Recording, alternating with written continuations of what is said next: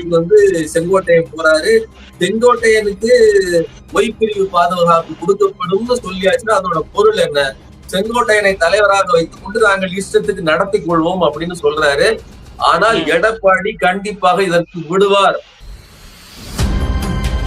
ஒரு மிகப்பெரிய ஆபரேஷனல் சிகிச்சை ரத்தமும் சதையுமாக நடந்து கொண்டிருக்கிறது.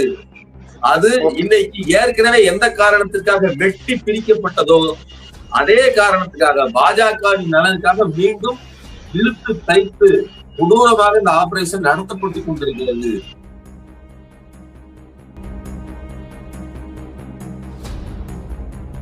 அமித்ஷா அறிவிக்கிறாரு தேசிய ஜனநாயக கூட்டணி தலைமையில் தான் அதிமுக அடுத்த ஆட்சின்னு. அப்ப அதை எதிர்த்து எடப்பாடி ஒரு அறிக்கை வரணும்ல, அதிமுகவின் கீழ் தான் அடுத்த கூட்டணி சொல்லி அறிவிக்க மறுக்கிறார் இல்லையா?